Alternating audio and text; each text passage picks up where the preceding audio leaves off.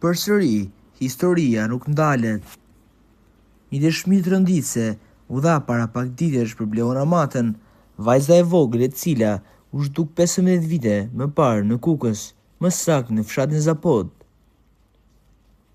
Një i moshuar ka ndarë një sër informacione dhe detajesh që lidhen me rrethanat e rrëmbimit, lëvizje të dyshimta dhe element që mund të hapin pista të reja hetimi për fatin e Bleonës.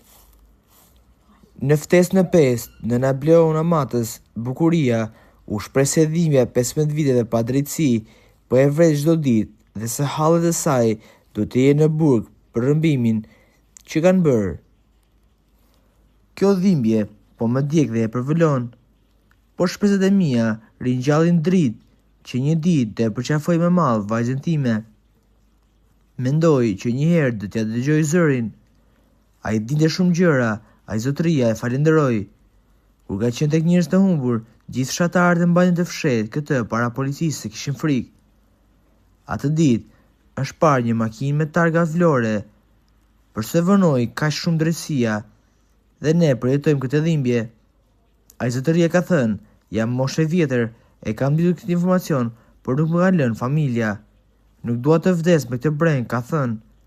Po të ishte drejtësia e Mirfield, nuk do të ishin bërë 15 vite dhe 5 vajze të rinj të lira. Ato do të ndëshkohen me burg dhe do të flasin të vërtetën. Ato e dim pse kanë tregtuar vajzën. Ato duhet të futen atje ku e meritojnë. Ajo hodhi akuzat mbi baban e Bleonës, që nuk e ka denoncuar kurrë humbjen e vajzës.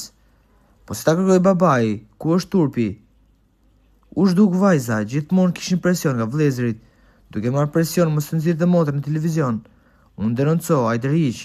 Nuk e di çfarë babai është, nuk ka zemër të kërkojë vladin e vet, shpreh nëna Bleona Matës. Çfarë mendimi keni ju për të ngjarje? Komentoni mendimin tuaj dhe mos harroni të shtypni butonin subscribe për të mos humber asnjë video të re rreth kanalit ton. Ju faleminderit.